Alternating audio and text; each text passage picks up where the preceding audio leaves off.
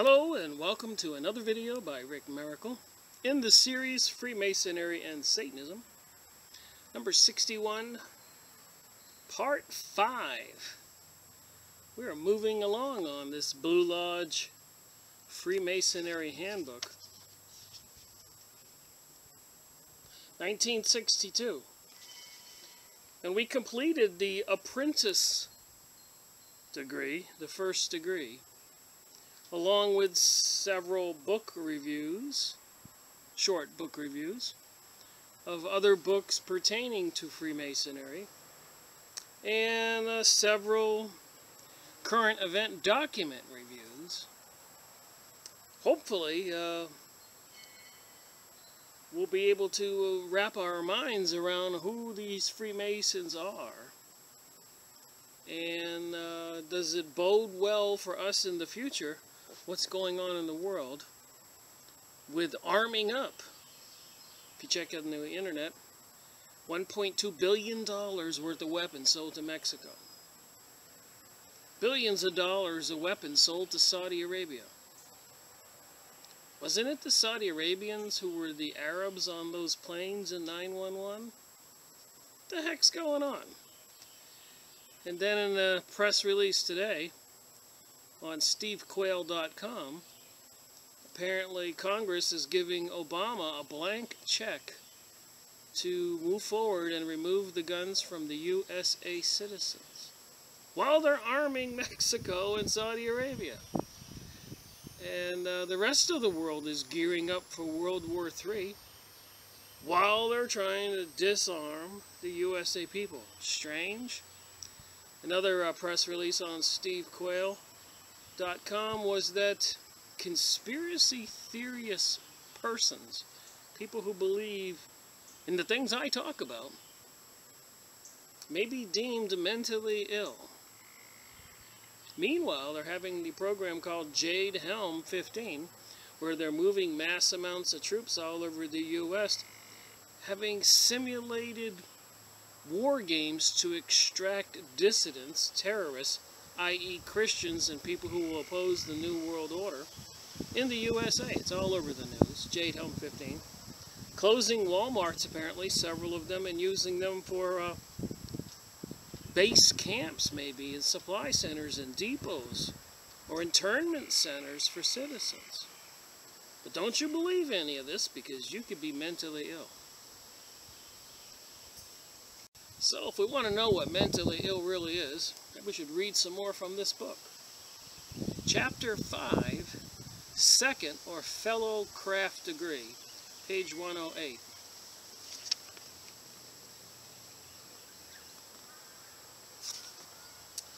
So you got your first 3 degrees.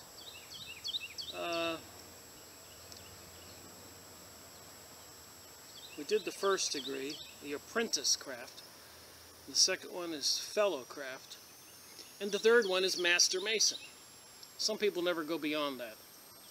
And for all the people out there who say to me, Rick, the Freemasons can't be bad. My uncle was a mason. My brother was a mason. My father was a mason. Somebody I know was a mason. Well, a lot of masons do it for business contacts, like it's said in this book that I read. And they're in it for the business connections and taking care of each other. They don't really, how many people really want to dwell in the nooks and cranny of reality? What's going on behind the scenes? They're, they get to enter any of the lodges they want to in all the states and cities and towns and countries of the world.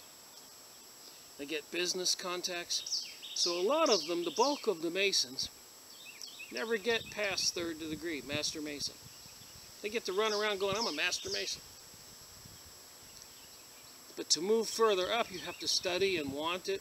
Then you find out the real occult, the ancient mysteries, the worship of the gods of Egypt, Babylon, Sodom and Gomorrah, the Bible, Lucifer. So, let's see what happens in this book and see who's mentally ill. We students of truth, or these people? You decide. The second degree of Masonry is divided into 2 sections.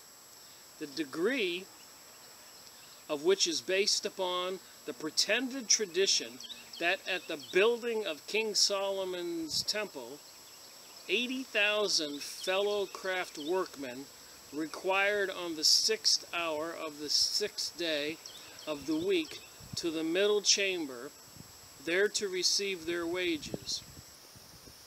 This chamber was reached by a flight of winding stairs, as we read in 1 Kings v1:8. The door for the middle chamber was in the right side of the house, and they went up with the winding stairs to the middle chamber. But to suppose that 80,000 men went up these winding stairs once a week to be paid in corn, wine, and oil, is as erroneous as every other part of Freemasonry, and that entire system is without any doubt the grandest humbug the world ever saw. Did you hear what I said? So who's mentally ill? We people who are reading this and think it's nuts, or these people who join the Masonic lodges and study this? Alright, I'm moving on. I only do my highlighted portions, as you know.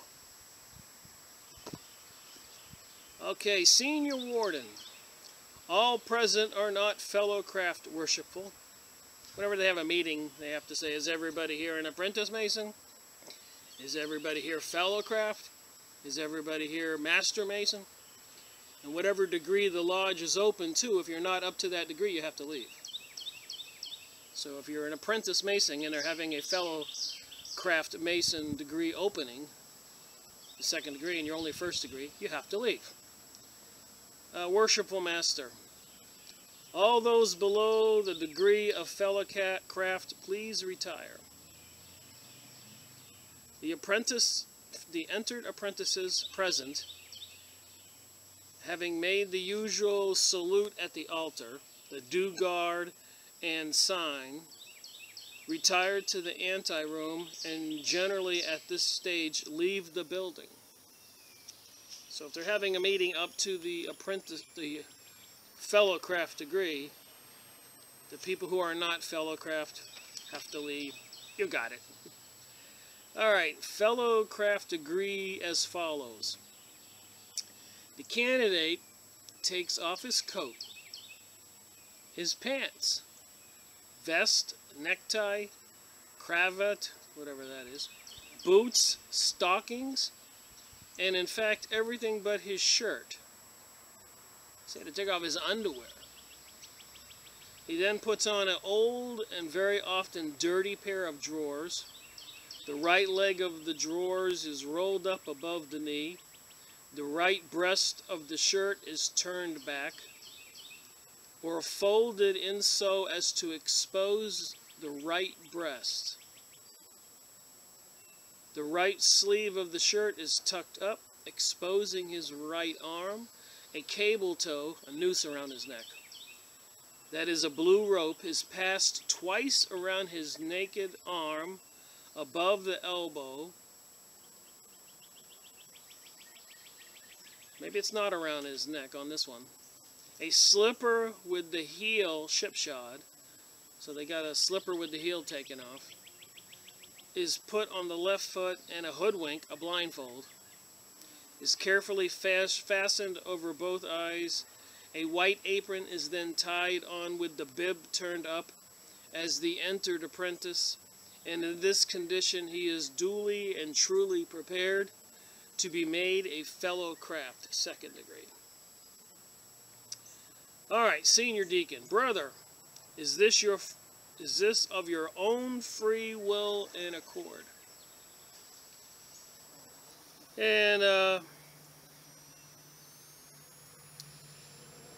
Senior Deacon, is the candidate worthy and well qualified? Junior Deacon, he is. Senior Deacon, I'm skipping some stuff here that we went over in the last one. Give me the pass.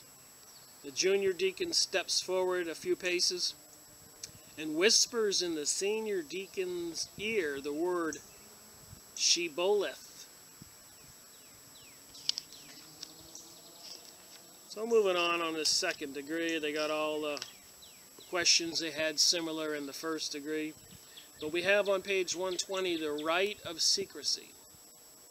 Worshipful master, rising from his seat, gives 3 raps. Brother Hunt, you are now standing at the altar of Masonry for the second time. It's a second degree. But before proceeding further, it becomes my duty as worshipful master of this lodge to inform you that it will be necessary that you take upon yourself a solemn oath, or an obligation pertaining to this degree. I can assure you that upon the honor of a man and a Mason, that this obligation is nothing that will conflict with any duty you owe God, your country, your family, and neighbor, or yourself. And previous in this book, it said they secretly worship, or their deity is Satan. Kneel on your right knee, your left forming a square, your right hand resting on the Holy Bible square and compass, and your left arm forming a right angle supported by a square, just like the apprentice degree.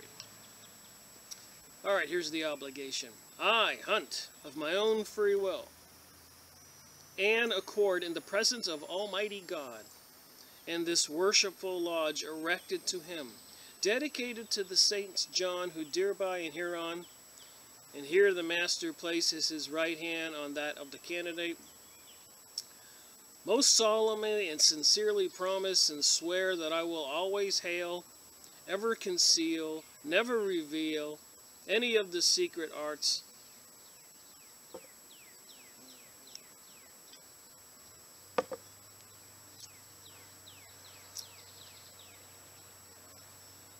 parts or points of the fellowcraft degree to any person or persons whomsoever, except it be to a true and lawful brother of this degree or within a regularly constituted lodge of fellowcraft.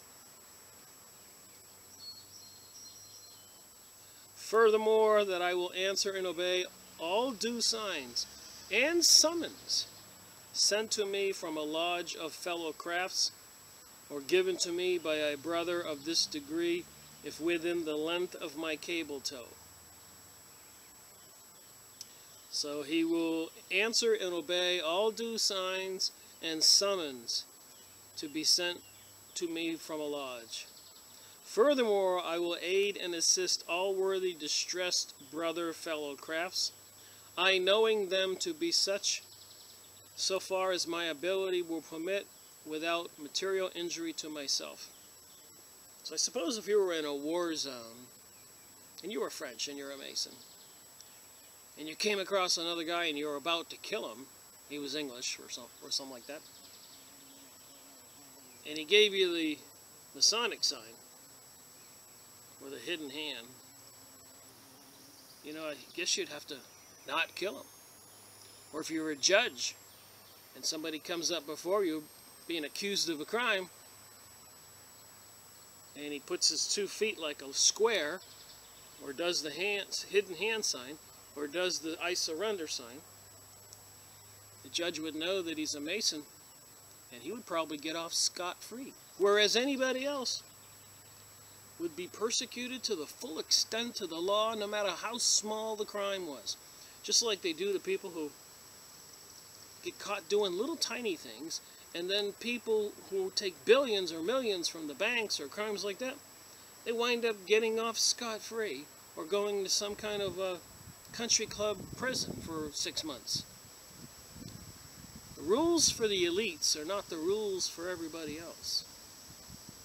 Everybody else is fodder for their looting and persecuting. I don't make that up. Just learning stuff shouldn't make me mentally ill. These people, with cable tows around them, swearing on the Bible these things, probably need to see a doctor. Alright, furthermore, that I will not cheat, wrong, or defraud a lodge of fellow crafts. Does that mean he will cheat and wrong anybody else? nor a brother of this degree, nor supplant him in any of his laudable undertakings. All this I most solemnly and sincerely promise and swear with a firm and steadfast resolution to keep and perform the same without any equivocation. I have trouble with some words, as you notice.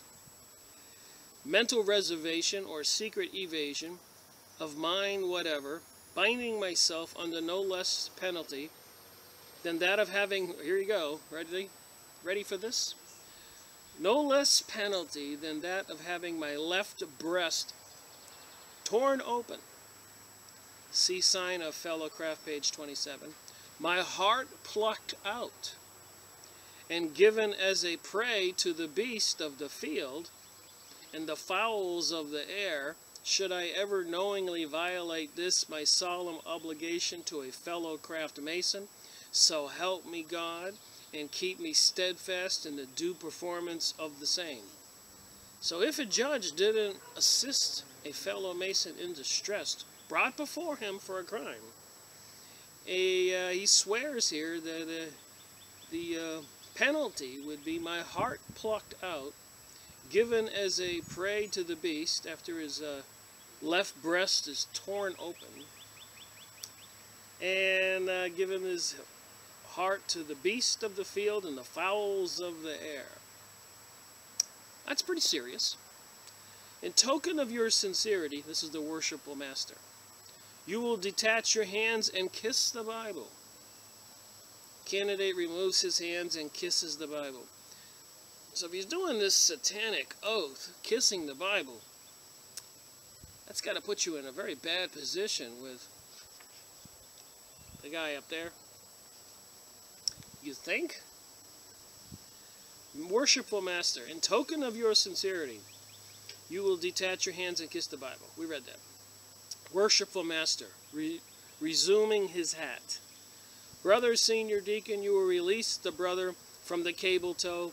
He is bound to us by an obligation, a tie stronger than human hands can impose. Guess he had a little wedding ceremony there with the devil. Worshipful master, stepping back. Brother Hunt, in your present condition, what do you desire most? Candidate, more light in masonry. Well, that would have been enough light right there for me to bolt for the door. Get away from this stuff. All right, page 124, Rite of Illumination. Worshipful Master, in the beginning God created the heavens and the earth.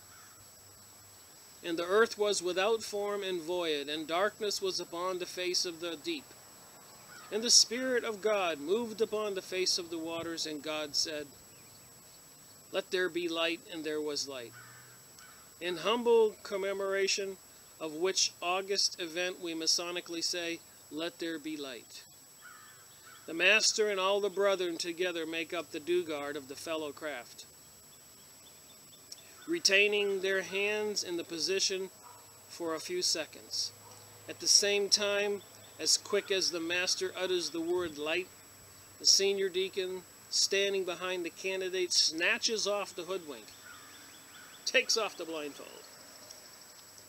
The entire scene being intended to make a deep impression in his mind, giving him an exalted idea of the beauty and grandeur of the Masonic light. The Master and brethren then drop their hands, and the worshipful Master continues. And there is light. And again, like I say, I'm not reading everything, just my highlighted portions. You can get one of these books at some used book site online like A-Books. They got Masonic Bibles we went over. Alright, page 125, the rite of entrusting. The Master takes the candidate by the right hand as an ordinary handshaking, pressing the top of his thumb against the first knuckle, while like they're doing a handshake. Joint of the first finger. So that's the secret Masonic hand sign, and they show you how to do it here.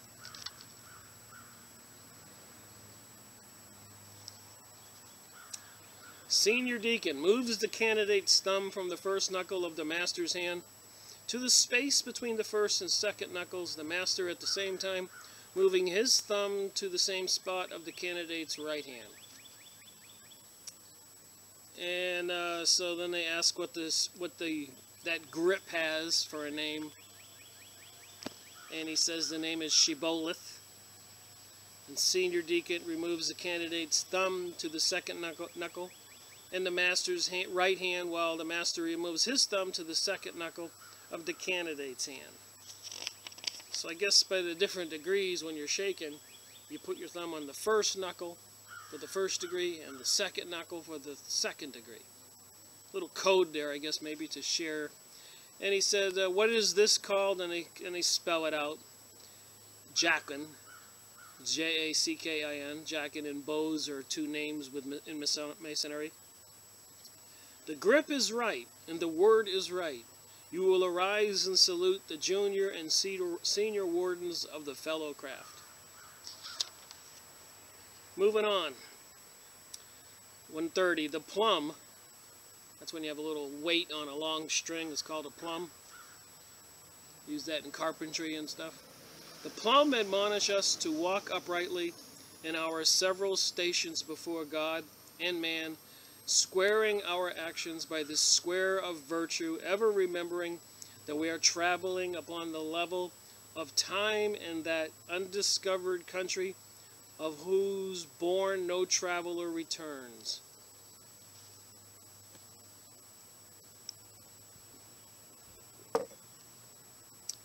In every well-furnished lodge there are two large pillars, Jacqueline and Bose, from 8 to 10, sometimes 15 feet high, permanently fixed inside the preparation room door, one on each side, about 5 or 6 feet from it.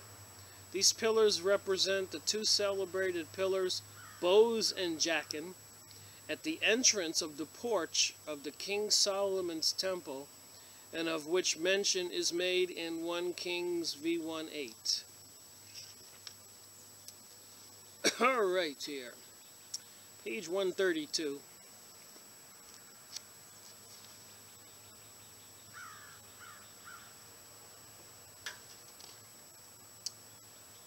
So they have symbols, astronomy, and things that they study. Astronomy comprising of the so-called 7 liberal arts and sciences, a knowledge of which Freemasonry, among its numerous other bombastic claims, professes to impart to its hoodwinked members. Well, we read that ancient magic from Egypt, and we're going to find out more details in my book review on this one. Alright, second section here, 132. By speculative masonry, we learn to subdue the passions, act upon the square, keep a tongue of good report, maintain secrecy, and practice charity. Remember, these are deceivers. Their idea of practicing charity is giving $100 to somebody once a year and say they're donating money to poor people. Is that true? It is so far interwoven with religion as to lay us under the obligation to pay that rational homage to the deity which at once constitutes our duty and our happiness. To the deity. They don't mention Jesus or anything else. It leads the contemplative to view with reverence and the admiration the glorious works of creation, and inspires him with the most exalted ideas of the perfections of his divine Creator. Our ancient brethren wrought in operation and speculative, but we work in speculative only. They wrought 6 days, worked, before receiving their wages, but did not work on the 7th, because in 6 days God created the heavens and the earth and rested upon the 7th day. Moving on, to one of your left hand, pointing to it, the one on your left hand, this is the 2 brazen pillars inside the lodge, is called Bose, denotes strength. The one on the right is called Jacqueline, J-A-C-K-I-N, and denotes establishment, strength and establishment. Taken together, they allude to a promise of God to David, that he would establish his kingdoms in strength. They were cast on the plains of Jordan in the clay ground between Sokoth and Zeradatha, where all the brazen vessels of King Solomon's temple were cast. So we're back over here in Israel and Jerusalem, in the Middle East. One by Hiram Amon, or Abi, a widow's son of the tribe of Nepalti. They were cast hollow to serve as repositories for the archives of the Masonry and to guard against accident by inundation or conflagration. The second degree, some of the stuff you probably didn't know. What goes on in the lodge. Alright, moving on to page 139. I skipped a bunch of pages. Bunch of rituals back and forth. Give me the pass. Here it is. All that stuff. But here we go. Senior deacon. In consequence of a quarrel between Jephthah, judge of Israel, and Eperantes, and the Eperantes, it's a tribe of people, having long been a turbulent and rebellious people, whom Jephthah had sought to subdue by wise and lenient measures, but without effect. So now what they did is this word that's a password, Shebboleth. Apparently, if you weren't of this tribe and you were of these people they were trying to subdue, the Eperantes, you had to ask them to say Shebboleth, and if they couldn't pronounce it, you know they were the enemy, and you slew them. That's the password, and that's why they use the word. But they, being of a different tribe, could not frame to pronounce it right, like I do with several words here.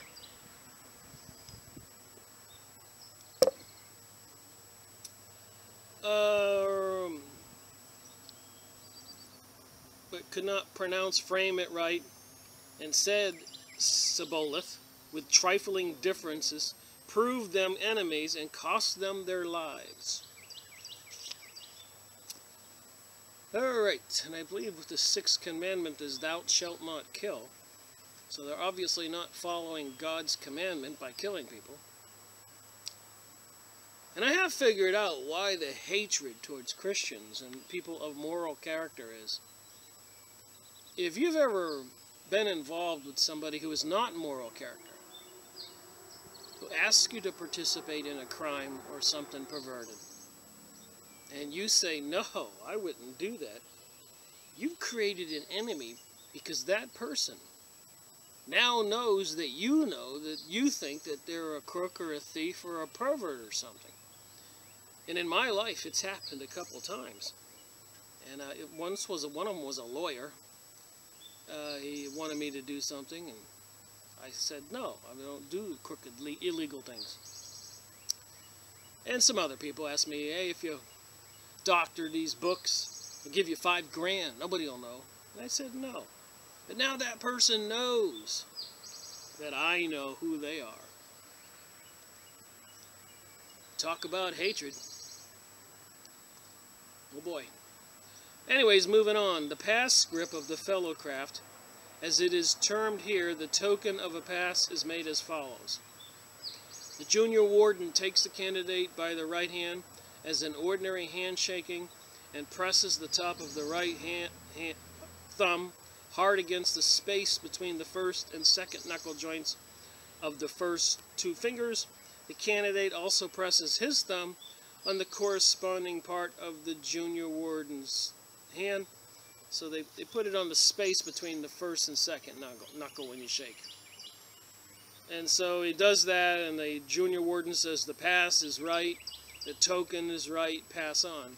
So you have to use this as a code to get through this line of people.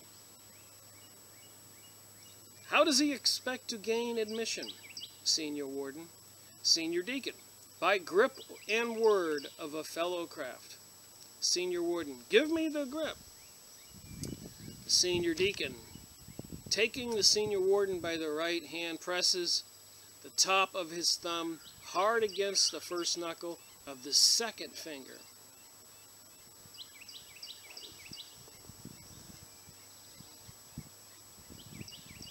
So they practice this little handshakey thing. Alright, what is this? Pressing his thumb on the corresponding knuckle of the senior deacon's hand. The real grip of a fellow craft. Has it a name? It has. It's called jacking, and they go through a whole procedure here, spelling it out as you can see there. I didn't want to say all that. Give me a J, J. Give me an I. You know, they play this little ritual game. What does it denote? Establishment. How is it represented? By the right-hand pillar at the entrance of the porch of King Solomon's temple. A little warm out here in the sun. But I like it out here in the backyard making videos. So moving on to the book, page 142. The senior warden takes the candidate by the right hand, as in ordinary handshaking, and presses the top of his thumb hard on the second knuckle. The candidate presses his thumb against the same knuckle of the senior warden's hand. For the manner and giving of the past grip and real grip in full, see pages 126 and 127.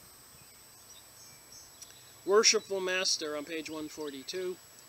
Rising and addressing candidate. My brother, you have now arrived within a representation of the middle chamber of King Solomon's temple, where you will be received and recorded as fellow craft.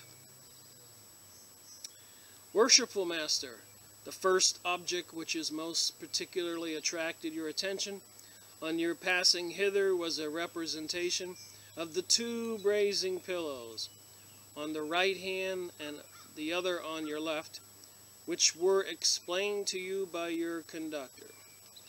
So when you walk in a Masonic lodge, there's two pillars, columns, and one is Jacqueline and one is Bose. Anyways, moving on. The wages of a fellow craft are corn, wine, and oil, emblematic of the corn of nourishment, the wine of refreshment, and the oil of joy, denoting plenty, health, and peace. The jewels of a fellow craft are the attentive ear, the instructive tongue, and the faithful breast.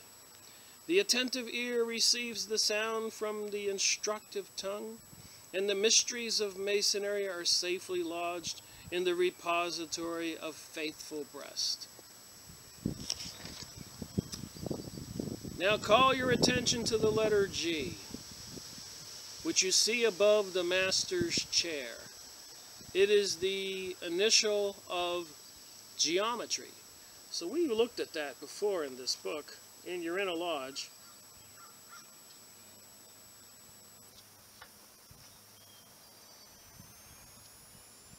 And behind the worshipful master, way in the back of the room, where you see back there, there's a big rays of the sun and a G in the middle. Furthest in the back. That's a big G. So, what does the G mean? They'd like you to think it means God. Remember, we talked about Egyptian magic. So I'll read this. Geometry is the basis of which the superstructure of masonry is erected. By geometry, we may curiously trace nature through her various windings of her most concealed recesses. By it we discover the power, wisdom, and goodness of the grand artificer of the universe, and view with delight the proportions which connect this vast machine. By it we discover how the planets move in their respective orbits and demonstrate their various revolutions. By it we account for the return of the seasons and the variety of scenes to which each season displays to the discerning eye. Numberless worlds are around us. Numberless worlds are around us. all framed by the same divine artists, which roll through the vast expanse and are all conducted by the same unerring law of nature. A survey of nature and the observation of her beautiful proportions first determined man to imitate the divine plan and study symmetry and order. This gave rise to societies and birth to every useful art. The architect began to design, and the plans which he laid down, being improved by time and experience, have produced works which are the wonder and admiration of every age. The lapse of time and ruthless hand of ignorance and the devastations of war have laid waste and destroyed many valuable monuments of antiquity on which the utmost exertions of human genius had been employed. Even the Temple of Solomon, so spacious and magnificent, and constructed by so many celebrated artists, escaped not the unsparing ravages of barbarous source. Freemasonry, notwithstanding, still survived. The attentive ear receives the sound from the instructive tongue, and the mysteries of Masonry are safely lodged in a repository of the faithful breast. Tools and implements of architecture, symbols most expressive, selected by the fraternity to imprint upon the memory wise and serious truths. Thus, through the successive ages are transmitted unimpaired the most excellent tenets of our institution. But my brother gives 3 raps, rap, calls up Lodge, the letter, pointing to the letter G, has still a higher and holier significance, gives 3 raps, calling up the entire lodge. It alludes to the sacred name of deity, before whom all, from the youngest entered apprentice, who stands in the northeast corner of the lodge, to the worshipful master who presides in the east, together with all created intelligences, should with reverence most humbly bow. The master and all the brethren bow. He gives 1 rap, and the lodge is seated. The master then repeats from memory or reads from the monitor the following charge. If he presides himself on being a good worker, he is of course learns the charge by heart and repeats it without the book. And if he is dull, as many worshipful masters are, he reads it as best he can.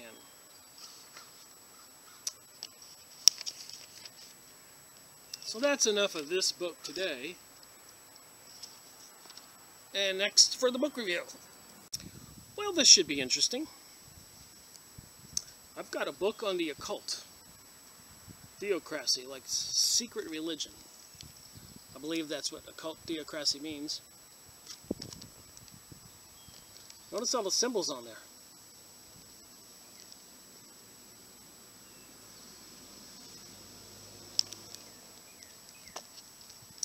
Even got the SWAT sticker on there.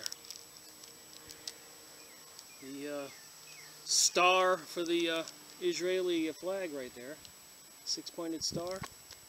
The star here means the devil with the 2 points up, which we mentioned that the Republican logo with the elephant used to have all the stars with the point up, and they switched it to the 2 points up, which is satanic, the devil. And the cross with a crown.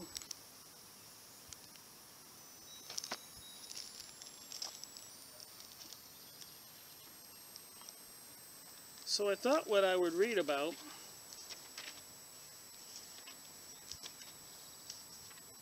many different things in this book. I haven't read this yet. The Yazidis, devil worshippers, on page 131, to give you an idea what's in this book.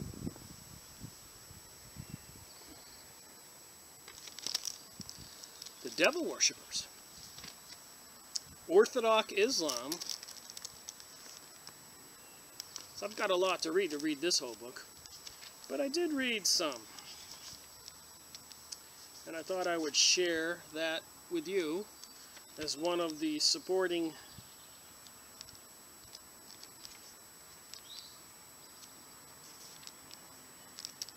because I mention it often enough, I thought we ought to look at it. The Rosicrucians, which is another secret mystery school organization. That's a good way to describe the Freemasons, Scottish Rite, York Rite.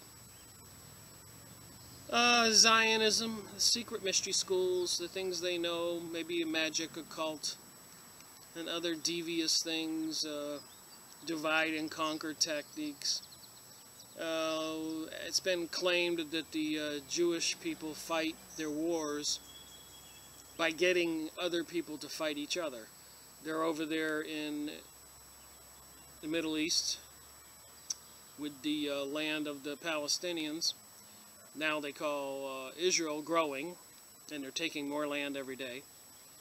And what they do, they know that the Sunnis and the Shiites, the two different branches of religion of the Muslims, Muhammad, are always fighting each other, just like the Catholics, the Rome and the Vatican, with Greece and Turkey in the area where the Orthodox Christians are. And similarity to the battle seems to be the same between the Rome Church, the Catholics, and the Orthodox Christians is the same as between the Sunnis and the Shiites. One group wants to have the leader of the Islamic religion direct descendants, family members of Muhammad, and the other group says we can elect our own leader. And in Christianity, of course, it's the Pope wants to lead the entire church, but the Orthodox Christians over there in Benghazi area, Greece, Turkey, all that stuff that's always in the news where they're killing people and destroying countries, don't think they need to have the Pope as their intermediary between them and God. So anyways, the Hebrews, Jewish people, the bad ones, the Zionists, will stir up trouble, maybe even bomb a Sunni site and blame it on a Shiite, or bomb or kill some Shiites and blame it on a Sunni. In other words, get both people to fight each other. Divide and conquer. And they do that here in the United States right now. It's an old technique. They got the blacks against the whites, the gays against the straights, the citizens against the immigrants, while the rich people sit back and laugh and have caused the whole problem. You got the point? So let's talk about the Rosicrucians. Again, the secret mystery schools and all the things that they know, how they practice and what they do, and called occult theocracy, which is secret religion in my opinion, by Lady Queensborough Edith Starr Miller. Quite an interesting, thick book. And again, I'm not reading everything. I highlighted some stuff, and I hope it's enough to give the point. Rosicrucians, a name assumed by a sect or cabal of Hermetic philosophers, who arose, as it had been said, or at least became first taken notice of, in Germany at the beginning of the 14th century. Said that would have been 1300. They bound themselves together by a solemn secret, which they all swore inviolably to preserve.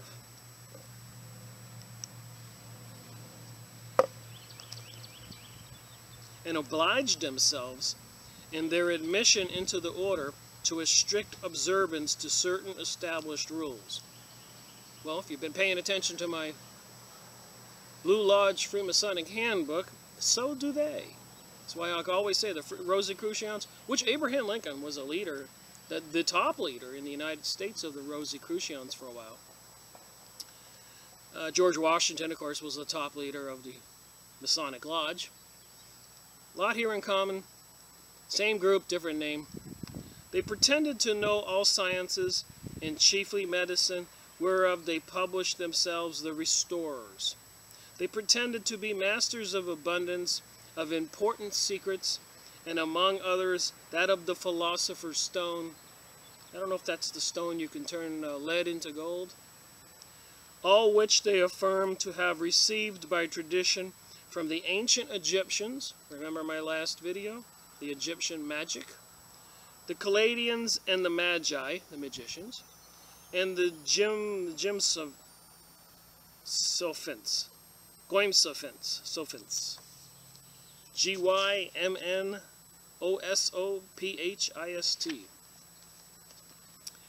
Because they pretend to protect the period of human life by means of certain nostrums, and even to restore youth. Wow.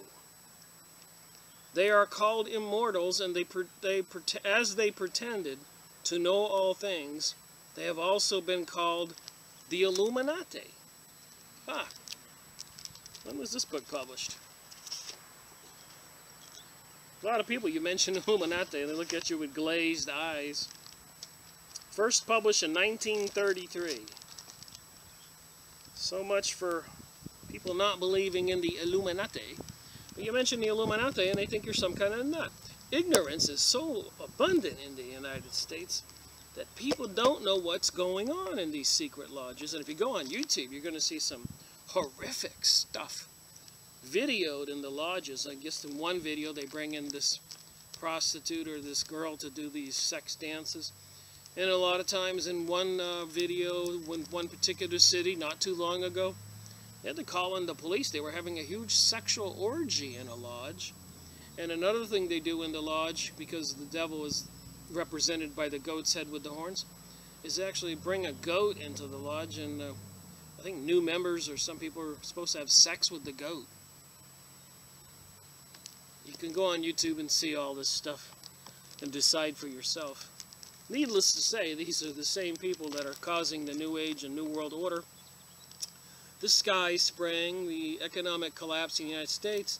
These are the lodges where our elected officials come from, processed through, I should say. And all presidents, most presidents have been proven to be master masons, deceiving and lying to America, throwing us under the rug, under the bus. All over the world they have lodges in every nook and cranny, as we've gone over. Even the magazine that we went over called The New Age. Alright, so moving on. They have been called the Invisible Brotherhood, just like the Invisible Brothers. We'll get to the Brotherhood. Their society is frequently signed by the letters FRC, and I believe the USA Georgia Guidestones has something RC Christ or something as the one who don't put those stones there, as say the commandments of the New World Order, having and maintaining a world population of 500 million. So if they're serious about it, and it appears they are, billions of people have to die for this Luciferian religious organization, Freemasonry, Illuminati, Rosicrucians, as we are seeing, Zionism, which we will revisit, the Vatican, it's involved, which even their current Pope Francis published a video, or there is a video published, with him speaking to these leaders of these churches worldwide, saying we need to unite because the differences we had in the past are now gone. So have they formed a united front to embrace the Luciferic religion? It seems so. Anyway, some who are no friends of Freemasonry make the present flourishing society of Freemasons a branch of Rosicrucians, or rather the Rosicrucians themselves, under a new name or relation. So some who are no friends of Freemasonry make the present flourishing society of Freemasons a branch of Rosicrucians, and it is certain that there are some Freemasons who have all the characters of Rosicrucians. And I'm not reading everything, highlighted portions here. And the Latin word rose, they're describing what Rosicrucian means, signifies dew. At the head of the fanatics was Robert Flood, an English physician, Jacob Beeman, and Michael Mayer. They all maintain that the dissolution of bodies by the power of fire is the only way by which man can arrive at the true wisdom, and come to discern the first principle of things. They all acknowledge a certain analogy and harmony between the powers of nature and the doctrines of religion, and believe that the deity governs the kingdom of grace by the same laws which rules the kingdom of nature. They all hold that there is some sort of divine energy or soul diffused through the frame of the universe, which some call the Arguus, others the universal spirit,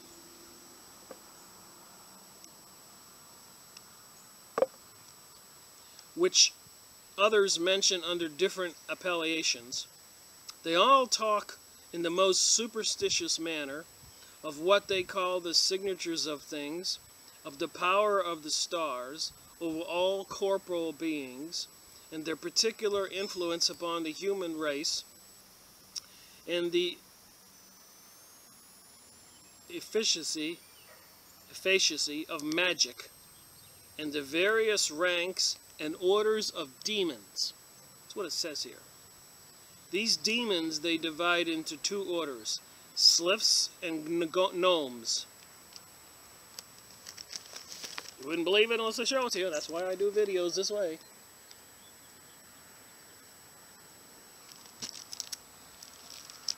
So, various ranks and orders of demons. These are your Freemasonic lodges, folks. Rosicrucians, Kabbalah, Madonna, Beyonce, Lady Gaga doing the satanic rituals during the football games.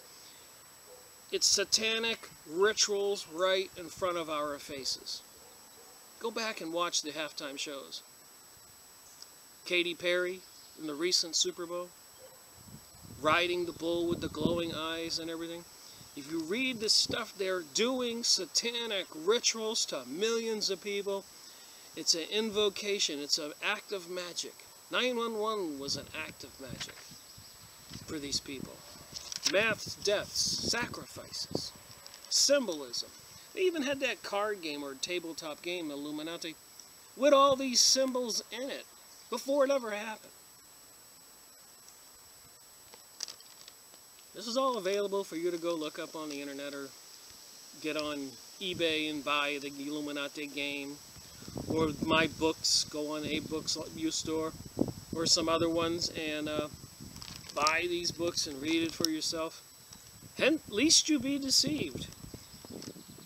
And not see what's coming with the New Age and the New World Order and Jade Helm 15. And apparently Canada, Mexico, all over the world they're having these preparations or simulated war games right now. Alright, this article having been written in 1747, and as I keep saying, this stuff goes way back, only hinted at what the Rosy Cross might have been. Subsequent research upon the organization of the fraternity, its tenets, and its achievements shows it to have been a medium for the propagation of Gnosticism and a center for political activists. There we go right there. Propagation of Gnosticism, that's pagan religion, which is anti-Christianity, by the way. They worship Lucifer and other gods from the underworld, and a center for political activities. So these organizations, lodges worldwide, years ago decided, behind the scenes, with all their money and power, to get involved in political activities. And as of now, it is pretty much agreed worldwide. They have taken over completely. They are the secret government behind the government. Before it conquered Freemasonry, which was officially instituted in 1717, many names were already associated intimately with this esoteric organization. Catholics and Protestants alike opposed Faustus Caecilius in his efforts to graft a secret cult on the existing Orthodox religions, and in 1598 the people of Cracovia, revolted by his doctrines, pillaged his house, burned his books and manuscripts, and almost massacred the author. He had sworn hatred to the church and busied himself in founding an association, the aims of which were to be subversive to all its teachings. And 2 years before his death, he was obliged to take refuge from his enemies with one Abraham Blotsky. The membership of the Rosy Cross was composed of alchemists. That would be people who mix different chemicals, make gunpowder and other things, magicians, astrologers, and spiritualists. So the Rosy Cross is alchemists, astrologists, and spiritualists whose quest was the search for a process of transmitting base metals into gold and the secret of life.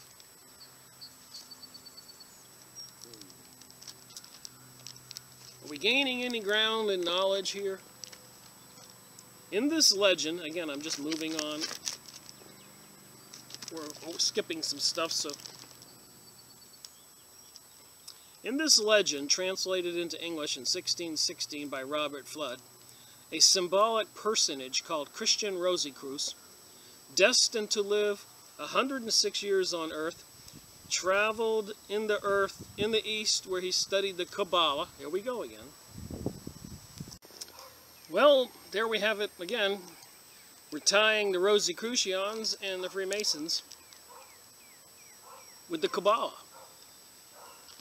This person's a pretty famous person who wrote this book. And on his return to his native Germany, he revealed to his 3 disciples the secret of secrets, the great secret of theosophy. Finally, he retired to a cave to finish his days in solitude. Dying in 1484, at the age of 106, his disciples came and enshrouded him and disappeared. His grave was to be unknown for 6 times 20 years, at the end of which period it was to become the heart of the light destined to illuminate the world. And people don't believe in the New Age and the New World Order and the insane plans for our enslavement. Well, you better believe. At the time appointed by God, the light destined to illuminate the world. At the time appointed by God. In 1604, chance brought men to this cave. On entering, great was their surprise to find it resplendent with a bright light. It contained an altar bearing upon a copper plate the inscription, "Living, I reserve this light for my grave. In 6 times 20 years I will be discovered." One mysterious figure was accompanied by this epigram, never vacant.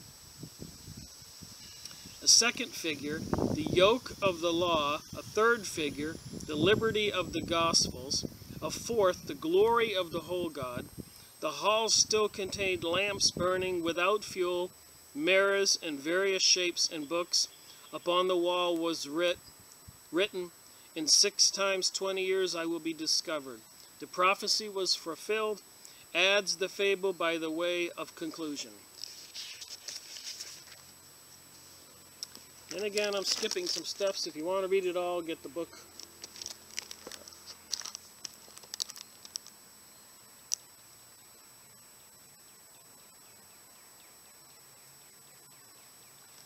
Alright, here, Masonic authorities state that Mayer, as a Rosicrucian, changed his official title to Summus Magistus, Sovereign Master, which is that used by all his successors, borne by the principal Socinian Rose Cross documents, dating from the time of Faustus Suetonius, and that of Johanna Wolf, which are preserved in the Sovereign Patriarchal Council. That is the Supreme Jewish Lodge secretly affiliated with international Masonry. Alright, in 1618 Mayor, the Grand Master refers to the resolution passed at the meeting in 1617, in which it was formally agreed that the Brotherhood of the Rosy Cross must maintain the strictest secrecy for 100 years. On October 31, 1617, the Convention of the Seven at Magdeburg had indeed agreed to qualify its members during the ensuing 100 years of secrecy as the Invisibles. It had renewed its oath to destroy the Church of Jesus Christ. Did you hear what I just said? It had renewed its oath to destroy the Church of Jesus Christ, and had decreed that in the year 1717 it would transform the fraternity into an association which could carry on a more or less open propaganda. Does it make sense yet? The New Age, the New World Order? Destroy the Church of Jesus Christ. Rosicrucians created the Freemasonic lodges. Similar oaths and secrecy. Robert Flood was the author of Tractatus Apologeticis, 1617, and Clavius Philosophia Alchemia, 1633. He was greatly helped in the foundation of the Rosicrucian order in England by Francis Bacon, author of Nova Atlantis, New Atlantis. So this stuff goes way back. Commodius was the leader of the Moravian Brethren, a sect pledged to achieve the extermination of the Catholic Church, and to which, being considered heretical, was also suspected of practicing secret Satanism. I keep tying this stuff together. People don't want to believe you. The people who write these books are smarter than me, and this is the Freemasonic handbook that they study by.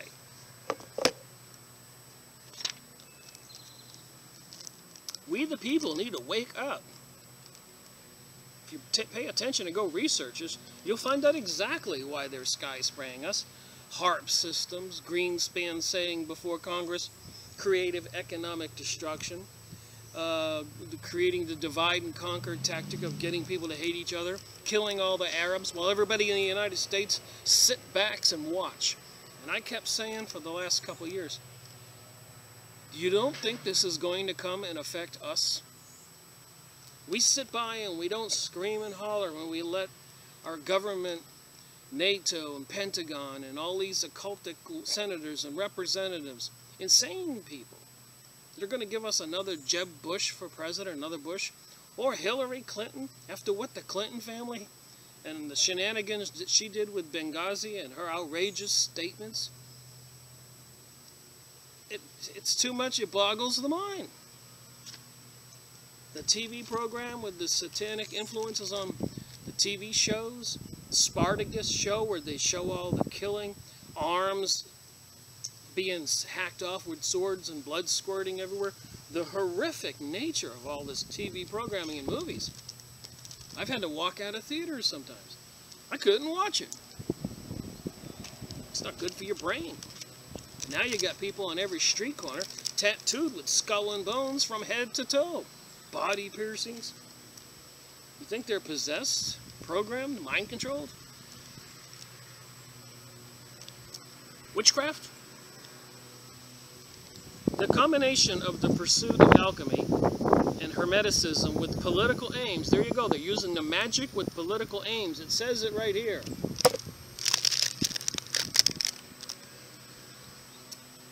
They've taken over our government.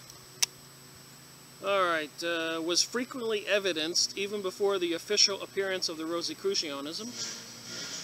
The influence of adepts on the destinies of nations was immense. Adolf Hitler comes to mind.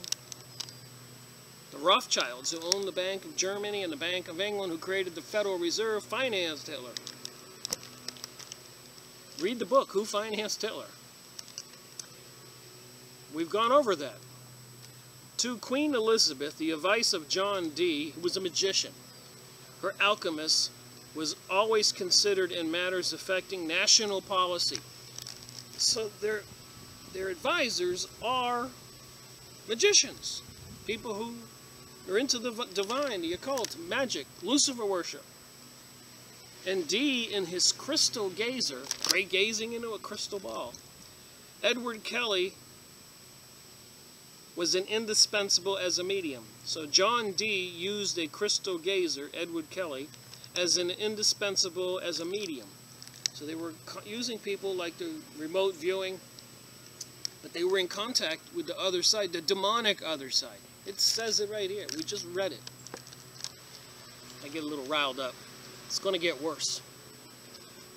Page 155. On the other hand, as a Rosicrucian, he had grasped in the Luciferian sense the idea given by Faustus Sinonius that he had composed for the 9 grades of the fraternity. Remember, Freemasonry Scottish Rite is 32 grades. Rituals which the chiefs declared remarkably. His ritual of the 8th degree, Majesty Templii, was really satanic. I don't want you to believe me. Read it for yourself.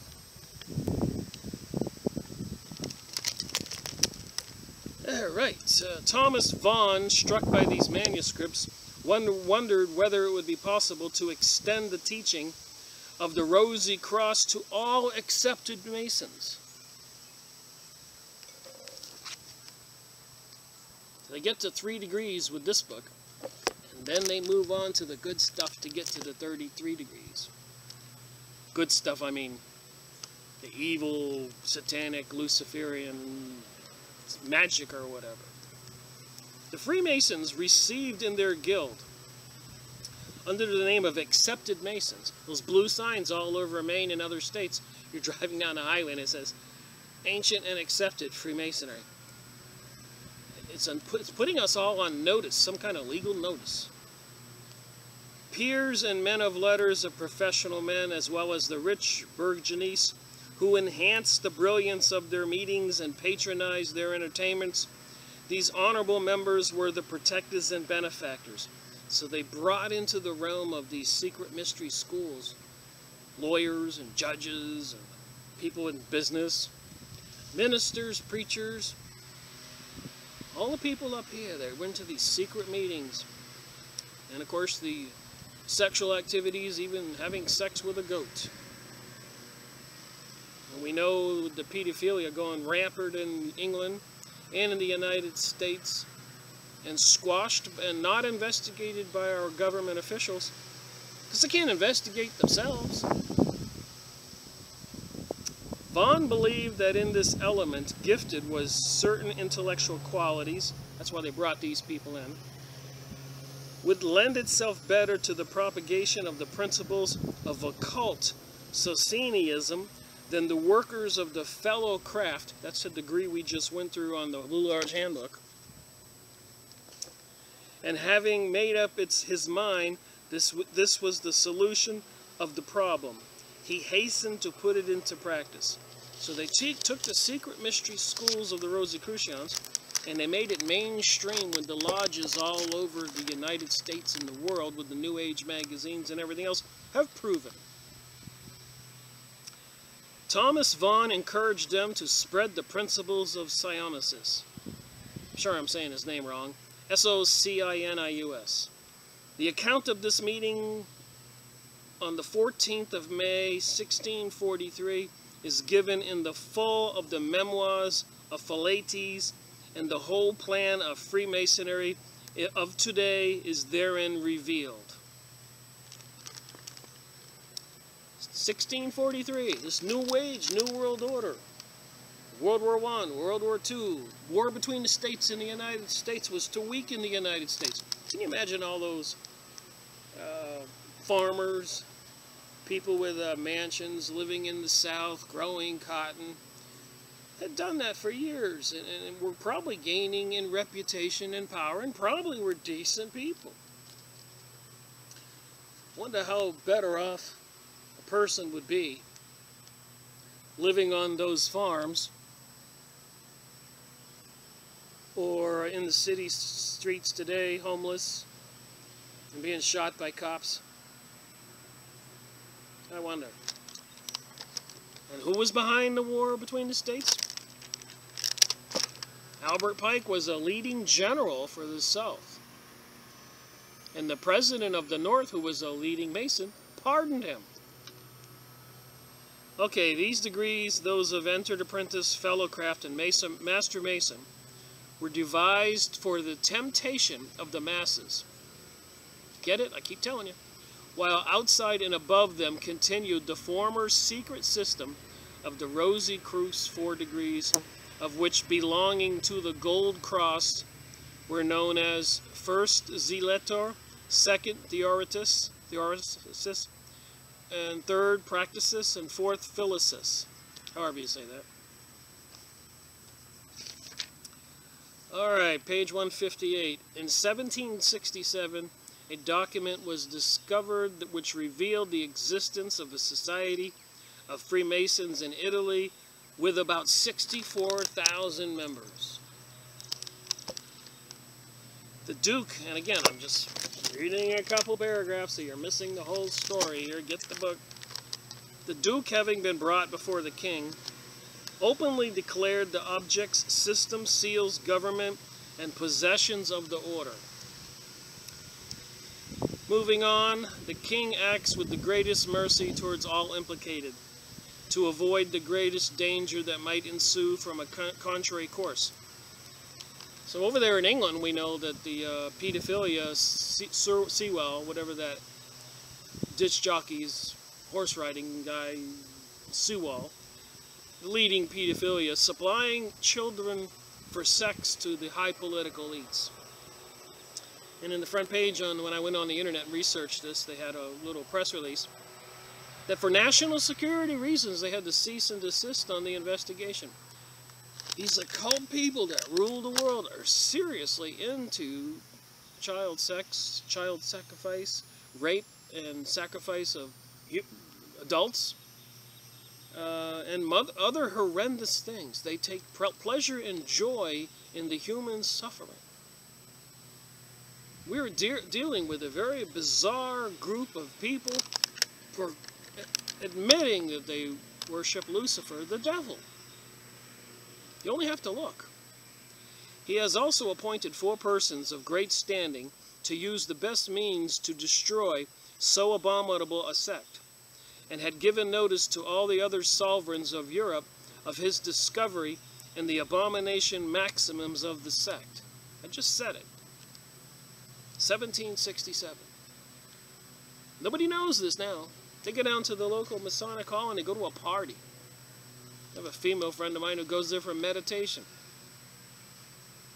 It's a Luciferian house of worship. But for the order does not count its members by thousands, but by millions, especially among Jews and Protestants. Their frightful maxims are only known to the members of the 5th, 6th, and 7th lodges, whilst those of the first 3 degrees know nothing, and those of the 4th act without knowing what they do. So when people tell me, oh, my uncle was a Mason, they were used and abused. Everybody pays their dues, supplies money to the lodge, forces for parades, and other events that probably have a nefarious reason. Alright, so anyways, after the death of Charles I, Cromwell appointed an assembly of lawyers and diviners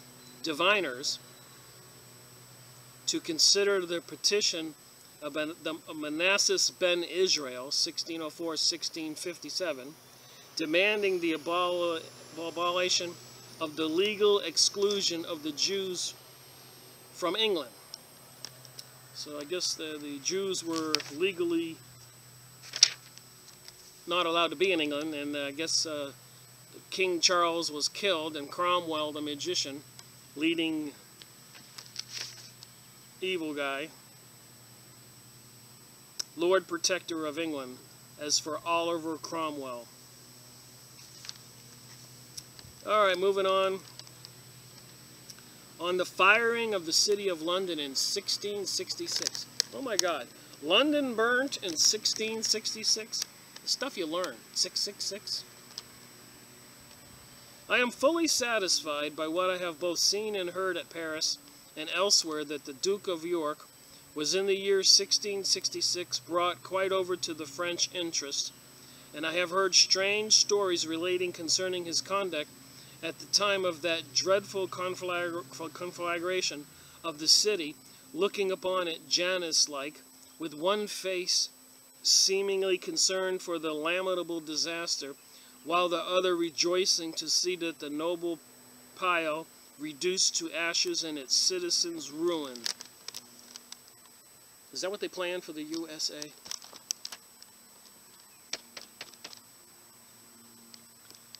All right.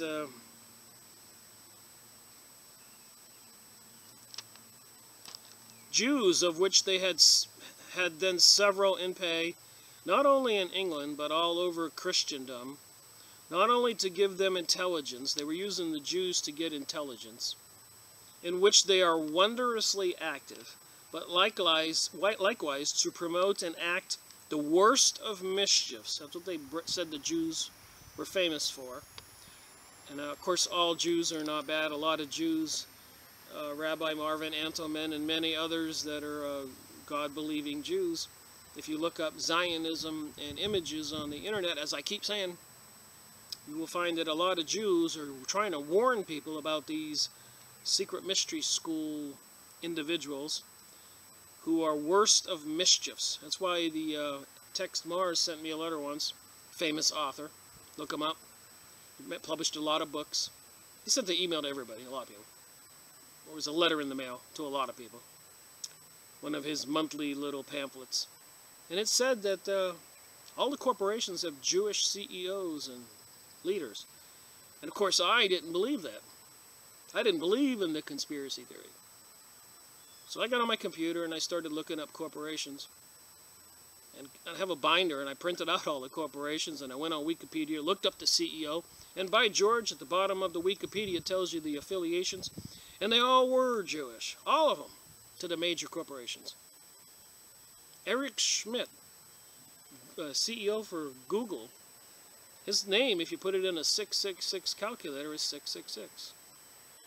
Pierre Manat, one of the secret conspirators to create the European Union, to get all those sovereign countries to join under one banner because of the financial distress that the banksters had put them under.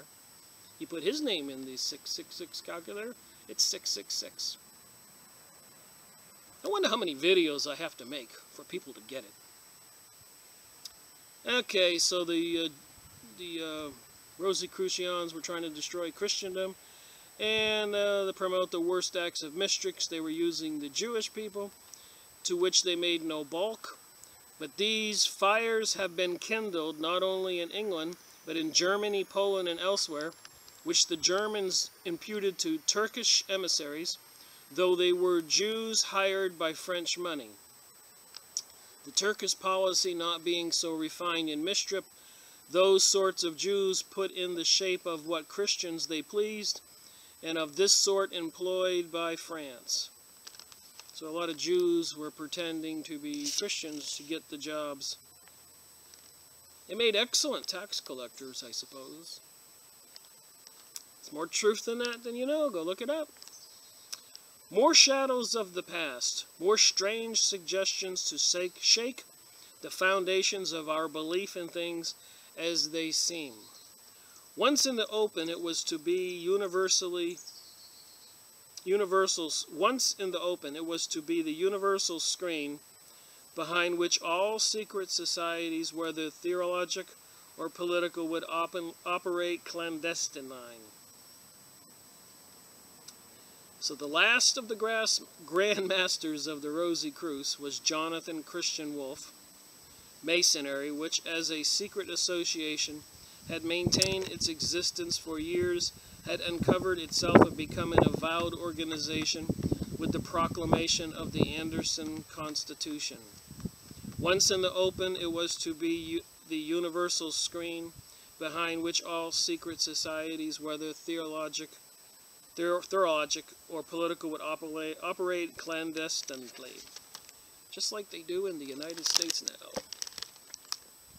And altruistically degrees, with no apparent real secret, declaring itself Christian and non-political, would become the center in which ignorant men recruited and duped could act like puppets animated by unseen hands pulling unseen strings. Thus it came about that all blows dealt to Christianity and states were prepared by the secret societies acting behind the veil of Masonry. Read it for yourself.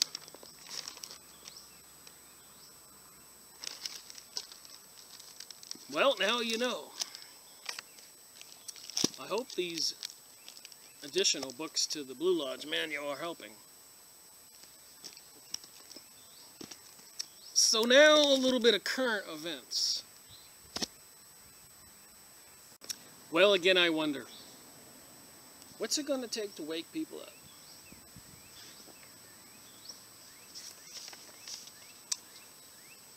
I discussed a couple things earlier in this video, and I had reason for that. Today I went on stevequayle.com, and 3 of these current press releases jumped up at me. Just a little bit odd. Knowing what we just read, but these Masonic lodges, Rosicrucians, Zionism, the Vatican's involved, secret societies all over the world, Club of Rome, Bilderberger groups, all the rich and elite powerful ones, who really didn't earn what they did. They're hands and arms of these Masonic lodges. It was all orchestrated for them to get what they got. It's like the people of Google, 2 young Jewish guys, and they brag about how these young entrepreneurs made it. They were put there. With that said, the U.S. weighs selling bunker buster bombs to Saudi Arabia. Now remember, it was the Saudi Arabians, many of them. I have a deck of the cards they published back then during the Iraq War, that Saudis were on those planes in 9/11. So they say. And the way I see it, and this is true, you can verify this. I think the book I did, Webster Tarpley, and other books, they were, the government Air Force was shut down during 9/11. And Dick Cheney was in the bunker having war games, and all the military aircraft was to stand down during 9/11. And what I think is these Saudi Arabians were dupes, like all the people who joined lodges, Freemasonic lodges and Rosicrucian. And they were paid handsomely, probably, to participate in this exercise, told it was an all-pretend thing, to crash planes into buildings, a military exercise, like Jade Helm going on in 15. But because planes are now controlled by computers, it was easy to divert them. So probably if any planes crashed into any buildings or hit the ground or whatever, it was probably just as much a surprise to the Saudi Arabians as it was to everybody else. They thought they were part of a military exercise. It's my opinion from my research. But anyways, right now the U.S. weighs selling bunker buster bombs to Saudi Arabia. And you can look this document up.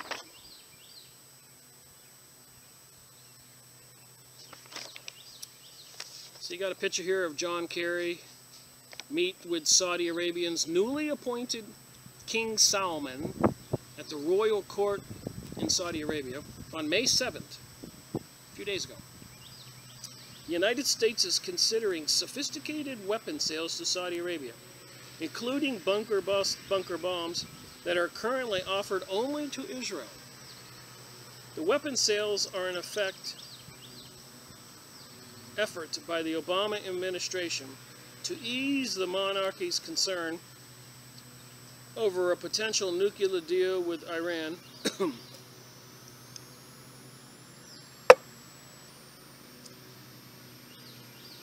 According to the Washington Times, talks were underway behind closed doors as Secretary John Kerry was visiting the Saudi capital on Wednesday and Thursday.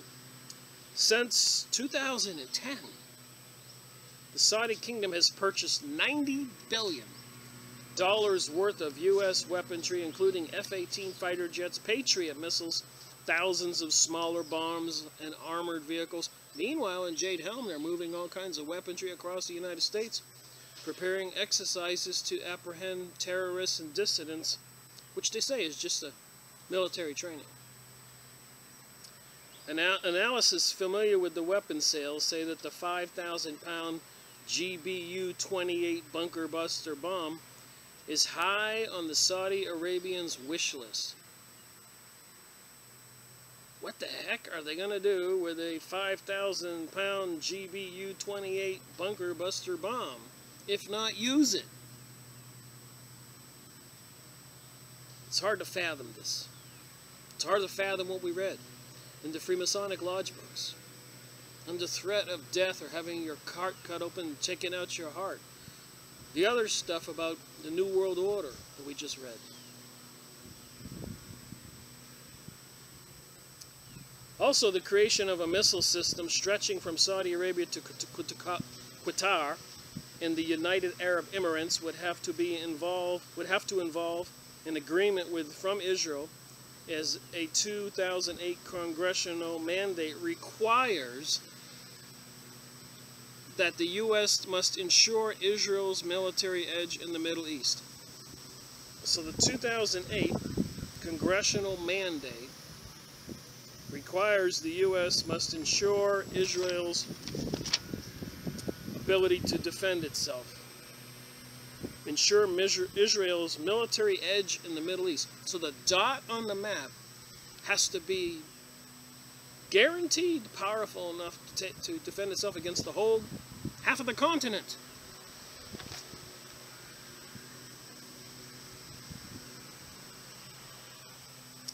We have to make sure any transfer of weapons to anyone in the region won't undermine Israel's ability to defend itself.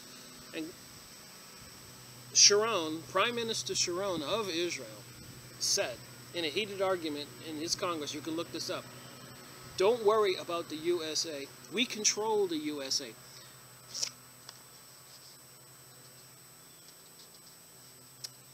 All right. So let's see what some people said. There's more here on this issue. You can look it up.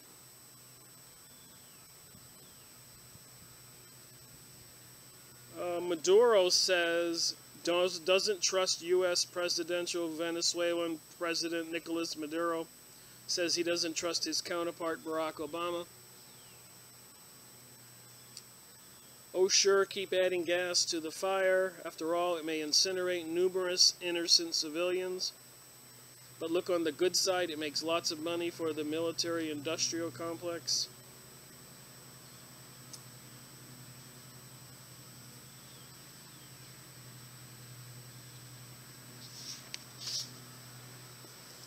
Another comment, it says, oh swell, it was the Saudis that attacked the USA on 9/11.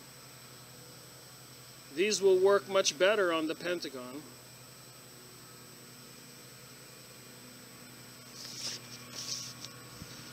So there you have it. And another press release was 1.2 billion weapons has been sold to Mexico. And all the weaponry. So consider this. They're arming the world up to the hilt.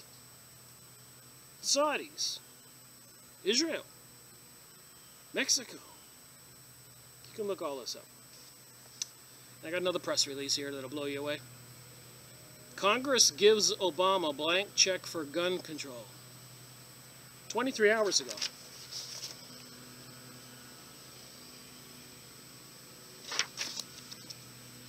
Oh, Greg Columbus. Congress is being urged to approve the Trans-Pacific Partnership. This is way bad for the United States.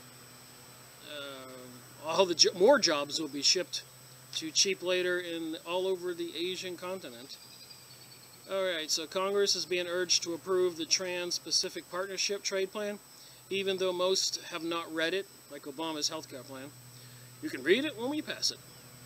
A leading gun rights activist says the plan could give President Obama the power to limit the importation of ammunition and implement his political agenda in many ways. Fast-track authority in the context of this treaty means a blank check. Part of the treaty is they'll have to disarm Americans, said the Gun Owners of Americans Executive Director Larry Pratt. Alright. So they got this treaty they want to sign for the Trans-Pacific Partnership.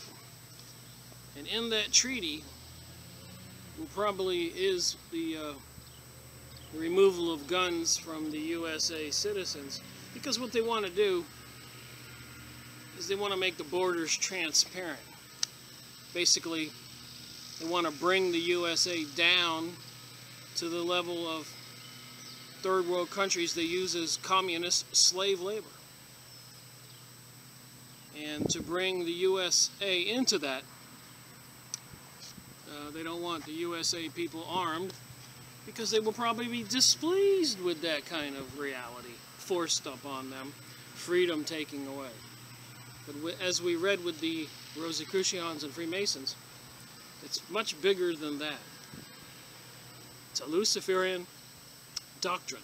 The elites rule like slave masters.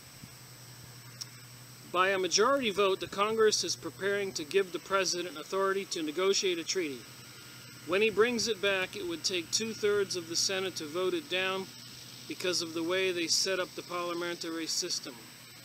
We know all the senators and representatives, most of them are bought and paid for, Masonic people or from other lodges or groups, Council of Foreign Relations, trilateral groups.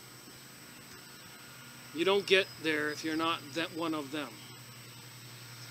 The Trans-Pacific Partnership, or the TPP, debate is made even more bizarre by the intense security surrounding the proposed treaty.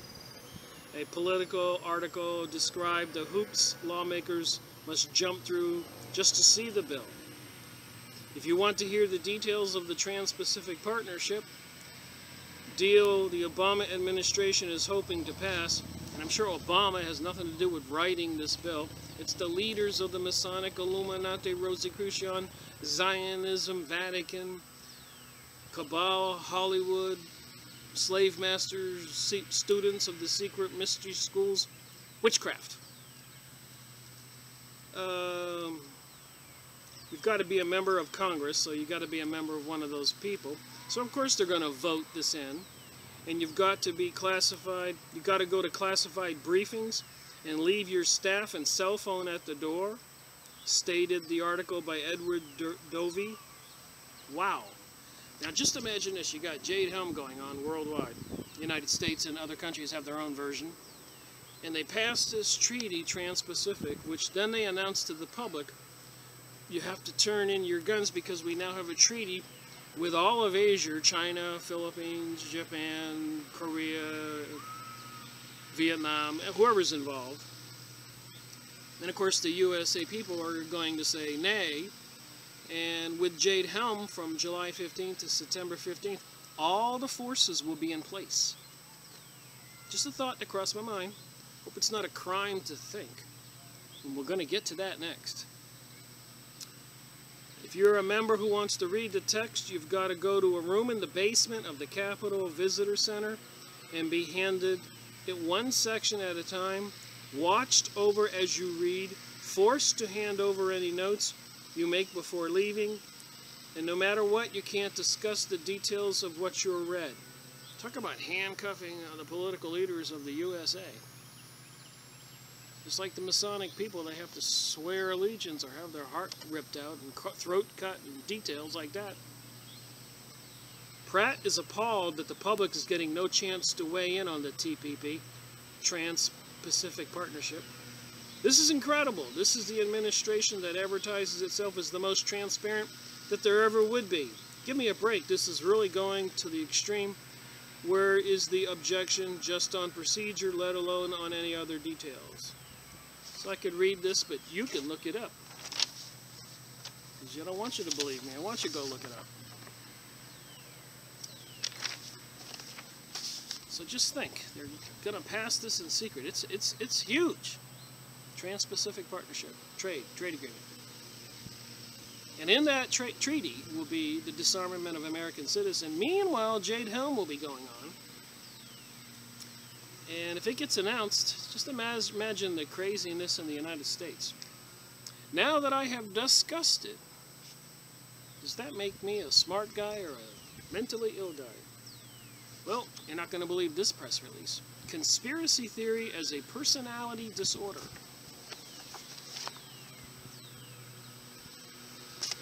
So me, with my 500 books or so, reading them and doing videos, people go, when I discuss anything with anybody, I don't believe in conspiracy theories. So here somebody says it's a personal disorder. The treatment of conspiracy theories by the U.S. intelligentsia is reminiscent of the Soviet commissions that labeled political dissidents mentally ill. I have to keep moving my little setup. The sun keeps encroaching on me and glaring at me. I can't see. So, got a picture here of John Kennedy and Dwight D. Eisenhower at Camp David, April 22, 1961.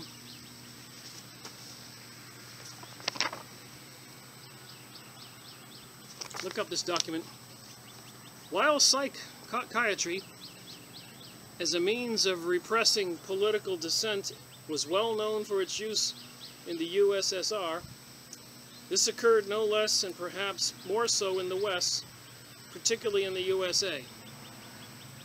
While the case of Ezra Pound is comparatively well known now, not so recognized as is that during the Kennedy era.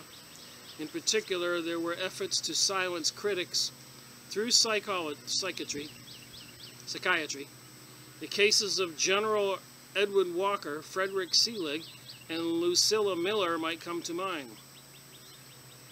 As related by Seelig, the treatment meted out to political dissidents in psychiatric wards and institutions could be hellish. So if they do apprehend you and declare you personally mentally disturbed because you talk about these conspiracy theories, Jade Helm, these weapons things, Pacific Trade Agreement, apparently the treatment is hellish. Over the past few decades, however, such techniques against dissident have become passé in favor of more subtle methods of social control, while the groundwork was laid during the 1940s by President Franklin Roosevelt, calling dissidents to his regime the lunatic fringe. Thus became a theme for the social sciences, a seminal study of which the Arthurian Personality by Theodore Adorno. This Zionist-funded study, these would be the Lucifer worship folks, established an F-scale in which respondents were tested for latent fascism. The extent depended upon their attitudes towards hitherto what was regarded as traditional normative values, such as affection for parents, the family, the later in particular regarded by these social scientists in this seedbed of fascism. So he goes on here and discusses, which has been reported already, that they are monitoring everybody for red dot, green dot, yellow dot, stuff that you say on your phone, you type on your computer, books that you buy, people that you talk to, people that you know, all kinds of computer algorithms tracking us all. So anyways, the only question is whether it should be considered as sinister, with the state that conspiracies are usually regarded as sinister, which presumably means that it is a frequent but not an essential ingredient. Obviously, the word sinister as subjective. Quigley regarded it as being composed of a highly cultured and intelligent man of good intentions for the world, although he seemed to have doubts towards the end of his life when the lecture circuit had been denied to him, and his scholarly tragedy and hope was inexplicably suppressed by his publisher. What can one make also of the warning to the American people by Dwight Eisenhower during his farewell speech, in which he referred to the military-industrial complex, which became a favored expression of the left? Eisenhower pointed out its wide ramifications, not only economic and political, but also on the moral and cultural levels. He stated this: in councils of government, We must guard against the acquisition of unwarranted influence, whether sought or unsought by the military-industrial complex. The potential for the disastrous rise of misplaced power and will persist. We just read there about selling all these weapons to Saudi Arabia, Mexico, and the world, and in giving Obama the unlimited money and ability to take down the people with their guns. And so this author's talked all about this subject, that you could be deemed mentally ill if you believe in conspiracy theories, and labels as a dissident, maybe if you make videos like this. So there's some comments here. Conspiracy theory, the alternate to the blatant lies we are fed on a daily basis. Whoop, that guy's a conspiracy theorist if he thinks everything's a lie. Like George Bush said about the membership in Skull and Bones, it's so secret I can't say it anymore. Oh, it's another conspiracy theorist. Can't even quote what George Bush said. Whomever labels you is your enemy. It's called paranoia, not new disorder, just contemporary spin. It says here by one Darrell, can't punish folks for having a theory. LOL, laugh out loud. This is still a free country. LOL. Leftists think that there is a class struggle. The rich think that they are winning the struggle. The leftists do not think there is a conspiracy against them. Marx argued about added value mathematics and social consciousness, not about a demolished conspiracy of any sort. Alright, I had one more thing I wanted to say after all that craziness. To be deemed a dissident and mentally ill if you investigate what's going on, if you're aware. And here I am trying to wake people up. So if you watch my videos, you're probably on their little computer thing as a red dot with Jade Helm looming. And I hope I'm wrong. God, please, I hope. But they're selling all these weapons, Saudi Arabia.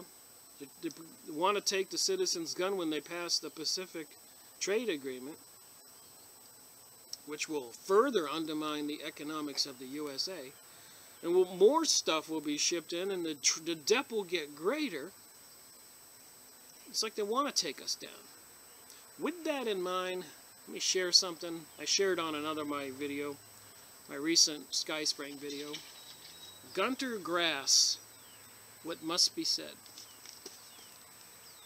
The German Nobel Prize writer, Gunter Grass, has passed away at the age of 87 in the German city of Lübeck.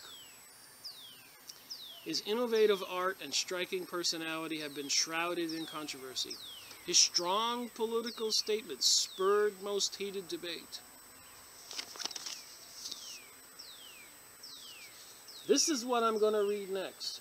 This is a statement by Benjamin Netanyahu. And this guy who published this, 87-year-old man, German Nobel Prize winner writer, well known. So can we believe him? There's a lot of videos on YouTube you can watch. I looked it up. Gunter Grass, What Must Be Said. They say he was a cantankerous, educated older man and could see the truth. And he proceeded to say so. And in Germany, you know, you speak ill of the Jews, they'll arrest you. And even we know that there's a lot of things behind the scenes about the Jews in Germany and Russia and the Russian Revolution and the banksters, Jewish banksters financing Hitler. So let me read this. This is Benjamin Netanyahu talking to some people at Fink's Bar, Israel, 1990.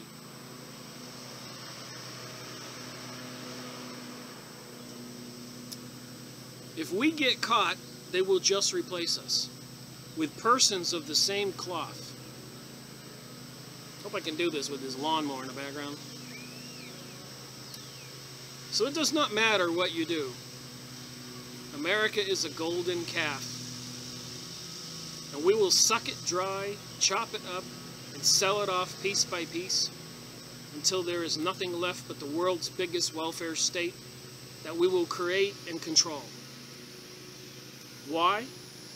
Because it is the will of God, and America is big enough to take the hit so we can do it again and again and again. That's what it says. This is what we do to countries that we hate. We will destroy them very slowly and make them suffer for refusing to be our slaves. Benjamin Yahoo at Fink's Bar, Israel, 1990. Gunter Grass, 87, German Nobel Prize winner, published this.